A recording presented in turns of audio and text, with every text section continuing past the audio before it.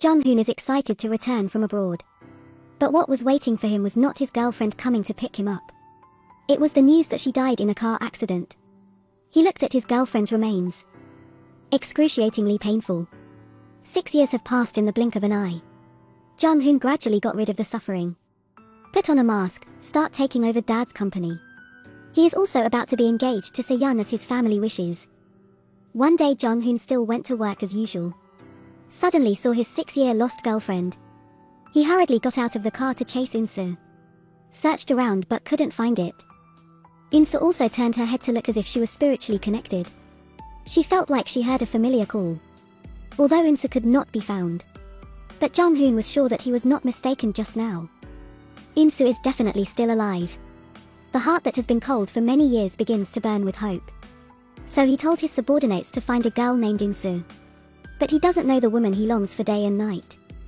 Married again with Jin Ji-yu. One day In-soo and Jin Ji-yu ship goods to Jung-hoon's company. Again, Jung-hoon's subordinates were listening to In-soo's whereabouts. Can you help me find this person? My name is Lee In-soo.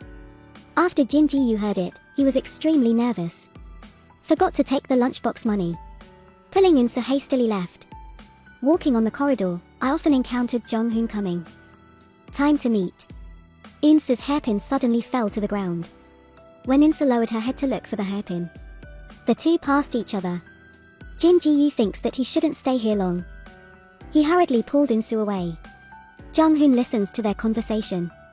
Feeling extremely familiar. He turned his head in surprise.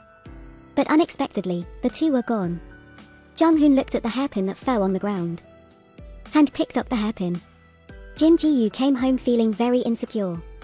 He asked In-soo. What if, he said, what if? What if? If? Well, let's sleep. In the end, Jin Ji-yu didn't have the courage to admit his mistake. A group of people are protesting about the construction work below the company. Jin Ji-yu was also called away to protest, which Dong-yeon's subordinate Tae-sung recognized. Jin Ji-yu is the driver I found 6 years ago to stab In-soo. He quickly sent someone to arrest Jin Ji-yu. In-soo never saw her husband come home. Ben took her brother-in-law to the company to find people. In-soo looked around. Feels extremely familiar. My husband wants to go to the bathroom.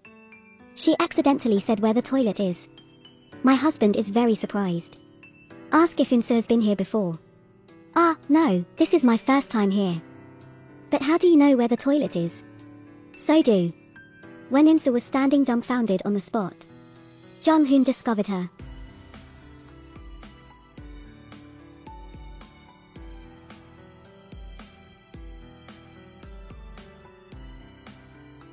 In-soo. Jung-hoon reunites with his girlfriend who passed away 6 years ago. Shouting her name in disbelief. In-soo turned to look at him. Feels extremely familiar. But she couldn't remember who he was. See the deep love in his eyes. Suddenly she felt very sad. At this time, my brother-in-law ran over. Bao In-soo went to the security guard and asked how Jin Ji-yu was. Brother asked security. Please meet Tae-sung. Because yesterday, after meeting this person, he did not return home. Not knowing that at this moment Tae-sung is beating and asking Jin Ji-yu. Ask him where In-soo is. Jin Ji-yu, in order to protect In-soo, decided not to say a word. At this time, Jung-hoon went to ask about it. And ask the two of you to come to my office to be clear. When Jung-hoon learns that Jin Ji-yu is In-soo's husband, feeling both surprised and disappointed. At this time, the secretary came to tell me that Tae-sung was on a business trip. Temporarily no contact.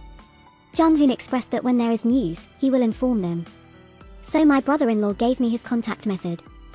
When leaving, Jung-hoon could not hold back the doubt in his heart. Ask In-soo if she knows this person.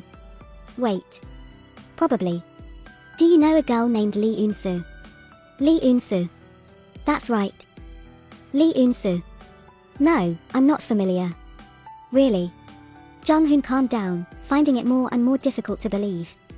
Apparently In-soo passed away 6 years ago. Recall every memory when the two of you were dating. He felt extremely miserable. When In-soo and her brother-in-law took the elevator and left, Dong-yeon's subordinates see her. Suddenly, I feel the virtual world is too ghostly. In-soo passed away 6 years ago from a car accident. Why is she here? So he hurried after him. But when he ran downstairs, Unsu was already gone. Obviously her. Lee Unsu. Unsu is out of the company. Just passed by Dong-yun often. Dong-yun looked suspiciously at Unsu's back. Suddenly feeling suspicious, Unsu arrives at the bus stop.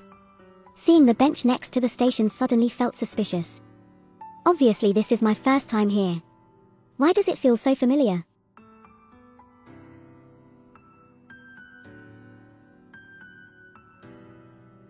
The girl I once loved deeply but did not recognize me. This feeling of a familiar stranger made him feel depressed. Two people who are about to be engaged come to choose a wedding ring. Jung-hoon wasn't in the mood at all. Se-yeon was so happy that she couldn't close her mouth, and told him not to take off the ring from now on. Reluctantly, Jung-hoon had to agree. He looked at the wedding ring, but in his heart he remembered Unsu. The next day Unsu went to Jung-hoon's office to ask about Jin Ji-yu. Just or Dong-yun caught. Instantly surprised to the point of being speechless. But afraid of being exposed, Dong-yun quickly calmed down. Tell Jung-hoon I'll come over later. After returning to the office, Dong-yun can't believe that Unsu is still alive. Because 6 years ago, because to make up for Jung-hoon and his sister, Dong-yun sent someone to stab Unsu. At that time, he saw with his own eyes the car wrecked. After all, this woman is Lee Unsu or not? If yes, then why is Jung-hoon so calm? If it's not, then why does she look so much like Lee Unsu? Dong-yun felt extremely chaotic.